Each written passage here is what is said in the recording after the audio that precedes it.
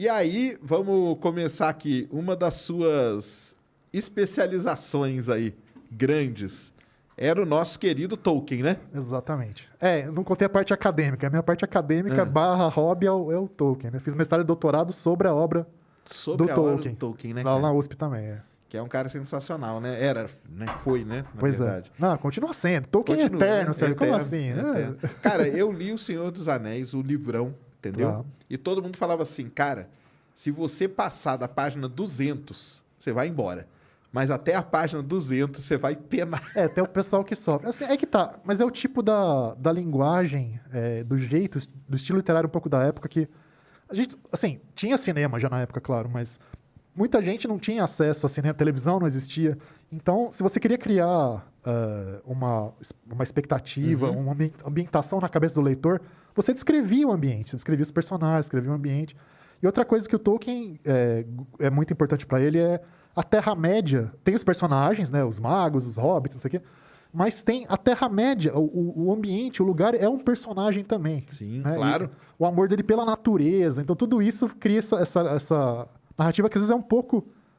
Parece um pouco devagar, mas se você tiver paciência, vale a pena ter paciência com ela.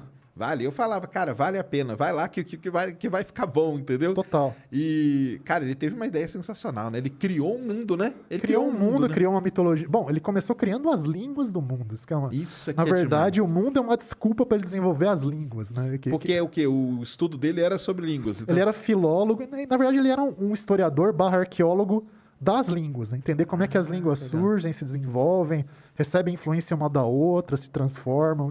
E isso ele pegando das línguas lá da Idade Média, um pouco antes, né? Da Antiguidade germânica e celta, né? Então a gente está falando de Escandinávia, Inglaterra, Irlanda, Escócia, essa região do mundo ali. E quando uma língua evolui, as histórias que são contadas nela evoluem junto, né? Os mitos evoluem junto. Então ele juntou tudo. Você acha que então que ele fez isso aí meio para aplicar o que ele estudava? Total. Foi alguma... Eu acho que sim. É a paixão. De um lado, então, tem essa paixão dele pelas línguas, pelas histórias, e também ele queria criar uma mitologia para a Inglaterra, porque embora a Inglaterra tenha muitas lendas, tem Robin Hood, tem Rei Arthur, não sei o quê, ele falava que não tem uma coisa parecida com a mitologia grega ou a mitologia escandinava que tem, a gente sabe quem são os deuses, qual que é a história, às vezes até o fim do mundo, não sei o quê. A Inglaterra não tinha isso, então ele quis criar uma mitologia para o país dele. Mas acabou virando uma coisa muito maior que isso, no fim das contas. E ele era bem visto lá na Inglaterra com isso? Então, cara, porque aí que tá. O mesmo problema que, às vezes, o acadêmico aqui que quer fazer divulgação sofre, que você devia estar escrevendo paper, fazendo pesquisa, aí você está aí brincando, fazendo historinha com Hobbit, não sei o quê. Ele tinha essa crítica em cima dele, mas ele acabou ficando muito maior que isso, né? Muito, muito acima desse tipo de coisa. Agora que a gente vê nos meios acadêmicos, seja em inglês, seja até um pouquinho no Brasil, do pessoal dar mais valor para ele, inclusive como literatura, e ser estudado na academia e tal. Isso é bacana que tem acontecido recentemente. Ele está sendo estudado, então. Tá. Bom, o meu trabalho foi um trabalho pouquinho... todo Foi um nisso, pouquinho né? disso, né? Foi um pouquinho disso. Legal. E você chegou a ler ele em inglês ou não? Na verdade, claro que você chegou, né? Porque nós vamos contar a sua história, mas como que é a leitura dele em inglês? Eu acho incrível. Principalmente, vou até mostrar pra galera aqui, esse livro aqui, que depois eu acabei traduzindo, que é o Silmarillion, que é como se fosse...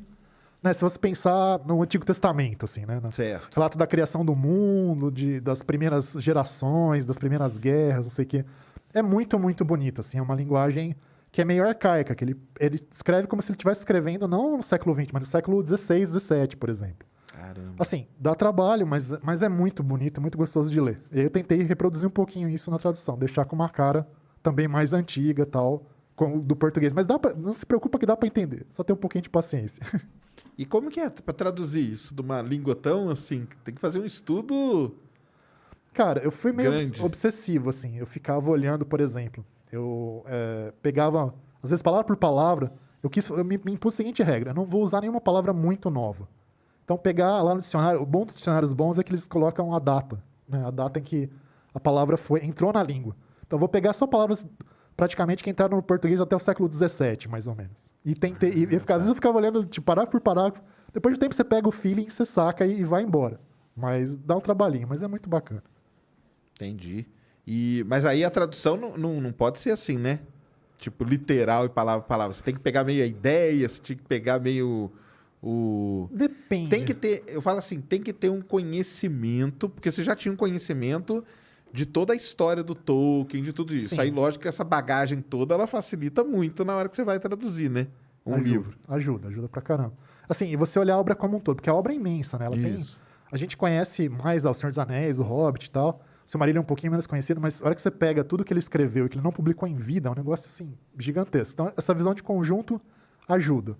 Outra coisa, assim, é olhar... Porque que nem como eu falei no Silmarillion, além das palavras em si, a ordem delas, o jeito que uma frase passa para outra tal, ela é bem diferente do inglês moderno. Então, tentar seguir isso para dar um pouquinho dessa estranheza, porque o leitor do inglês hoje, se ele pega, ele vai ler e vai falar, não, isso aqui tá um pouquinho diferente, um pouco estranho.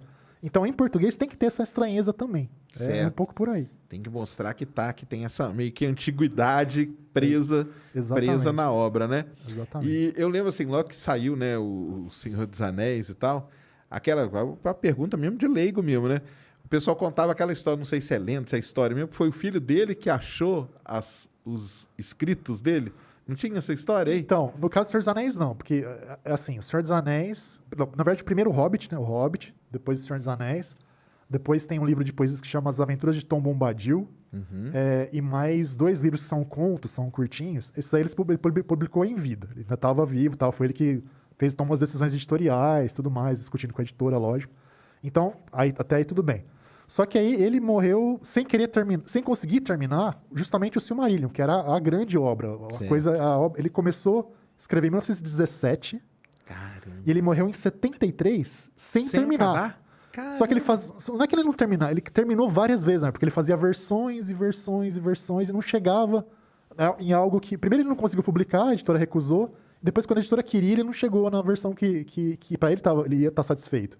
E aí, então, o Christopher, né, que é o filho mais novo, que faleceu faz 2 anos, se não me engano, pegou e editou o Silmarillion. E depois ele começou a editar, um por um, todas as outras obras que estavam lá no baú, que é gigantesco. Então, tem 12 volumes de uma série lá da História da Terra-média, que a gente está traduzindo agora pela primeira vez em português. Que legal. Pois é.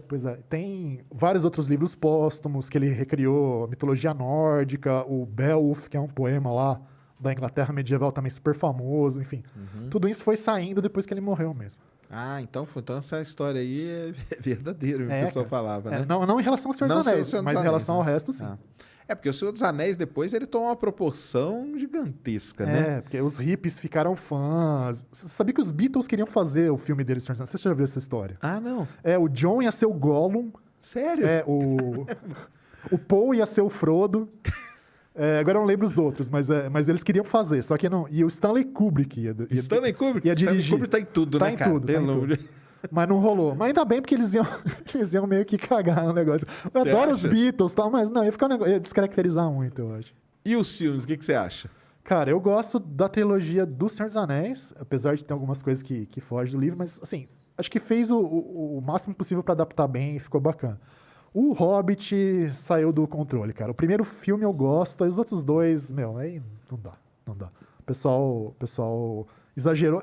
Se fosse 2 filmes, no máximo ainda dá, mas 3 filmes do Hobbit, que é um livro... Então, porque curto. o Hobbit é um livro fininho, né? Não é fininho, tem 350 páginas, mas assim, pra 3 filmes, cada um com 3 horas, é meio demais. É assim. muito, né? Mas, cara, porque foi uma, vamos dizer assim, uma receita que os caras encontraram ali, né? Um pouco a fórmula, né? A fórmula para poder fazer e ganhar a grana em cima de toda essa história aí deles, né? Exato.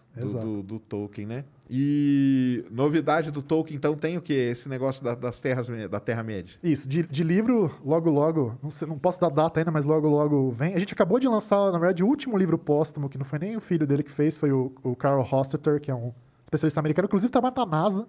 Vocês conhecem essa história? É um cientista de computação da NASA, mas ao mesmo tempo ele estuda as línguas do Tolkien. Ele acabou de editar um livro que chama Natureza da Terra-média, que é com textos assim muito específicos, tipo, estudando a evolução corporal dos elfos, como é que era da infância, da adolescência, velhice e tal, a geografia da Terra-média e tal. É bem bacana. E um lado mais metafísico, filosófico. E a gente publicou simultaneamente a tradução. Então, saiu em inglês e saiu ao mesmo tempo em português a nossa tradução. Que legal. Agora faz 2, 3 meses. Então. Cara, assim, eu fico realmente impressionado, porque é isso aí, né? Ele criou um universo, né? Não é que ele criou um mundo, ele criou um universo, né? Sim, sim. Porque tem toda a parte, tem tudo isso aí, né? Tem até a geologia da Terra-média, a geografia dela. Tem os deuses, tem, enfim. Tem, de como cara, que foi a você evolução imaginar, ali, tem. tudo. Pois é. Coisa, né? Isso foi criado o quê? Em que época? Então, dos anos 1910, né? Porque ele foi soldado na Primeira Guerra Mundial. Então ele começou a escrever quando ele estava se recuperando de uma doença que ele pegou nas trincheiras lá na Primeira Guerra Mundial. E até os anos 70, quando ele morreu, ele continuou trabalhando, nunca deixou de trabalhar nesse E negócio. sempre em cima desse negócio da Terra-média e tal, né? Ele fez algumas coisas fora, que são bem bacanas, algumas coisas mais filosóficas, umas coisas um pouquinho mais divertidas. Ele tinha um lado cômico também.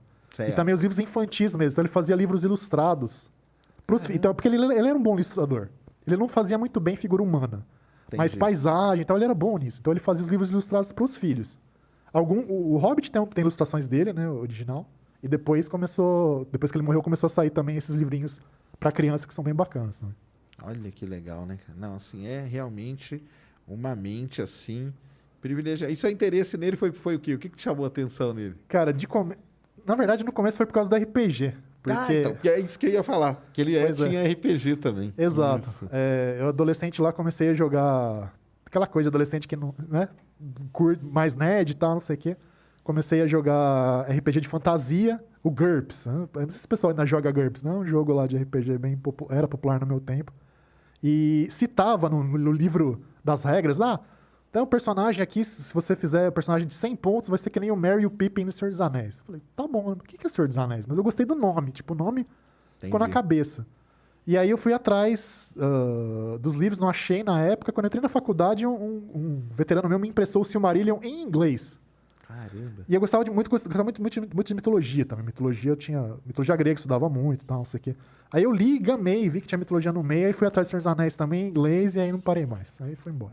Então foi assim. O RPG que puxou pro Senhor dos Anéis. Foi a porta de entrada, exatamente. Que doideira. E o que é mais complicado, assim, nessa parte aí de traduzir a língua mesmo? Porque você fala também, né?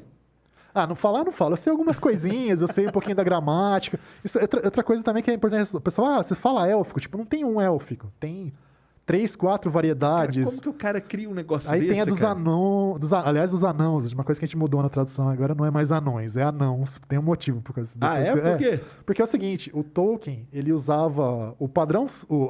Desculpa. O plural certo de anão em inglês, então o singular é dwarf, e o plural é dwarfs, FS. Certo. Só que o Tolkien usava dwarves, VES, que é uma forma mais antiga do plural da palavra, que na verdade não existe, mas ele meio que recupera essa coisa mais antiga.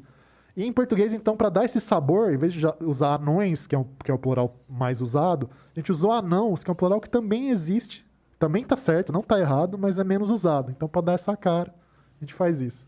E isso aí causou uma estranheza em muita gente? Deu um pouquinho. No começo deu um pouquinho de treta aí. Aquela coisa da internet que você sabe como é que é, melhor do que eu, mas o pessoal, no fim, acabou. A maior parte, pelo menos... entendendo. Mas vocês colocam alguma, tipo um disclaimer assim? Nós vamos tratar assim, assado. A gente fez vários vídeos explicando, a gente deu entrevistas, a gente fez todo um esforço para ajudar, porque é uma comunidade, né? Tipo, a comunidade dos fãs é bem sólida, bem numerosa. Mas aí eles já abraçaram, a comunidade dos fãs A maior parte, sim. Tem alguns... Ainda tem haters, mas no geral o pessoal entendeu o propósito, eu acho. É? Tá. Porque aí tem que explicar, né? Por que foi assim, por que usou tal coisa e tal.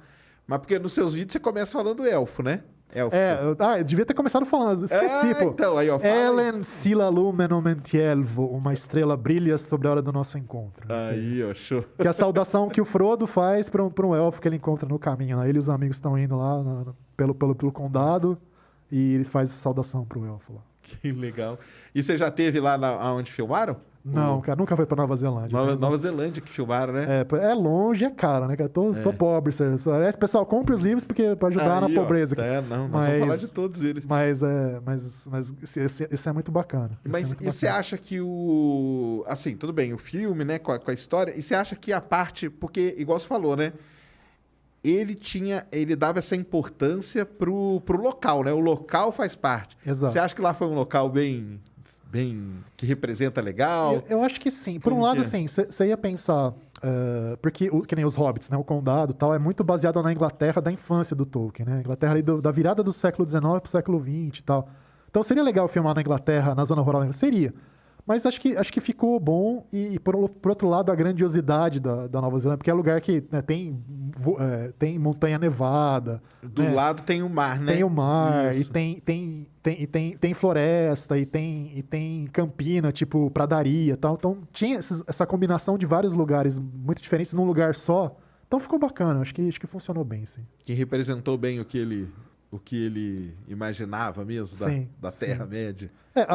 Inclusive a série que tá vindo aí da Amazon, filmaram parte lá, acho que agora vão começar a filmar na Escócia também. Vamos ver como é que vai ser isso na Escócia também. Vai misturar um pouco mais. Porque na Inglaterra tem aquelas florestas, né? Aquelas coisas todas, né? Então, mas são florestas meio domesticadas demais, né? Isso que é o lance. Não é uma floresta assim selvagem. Não, tal, então, é tipo uma floresta. É um ela muito bosquezinho. isso, mas ela é muito fechada Aham. e que é onde surgem todas essas mitologias, essas coisas de louco aí, né? Sim, sim. E na Nova Zelândia, tem isso lá? Assim, né?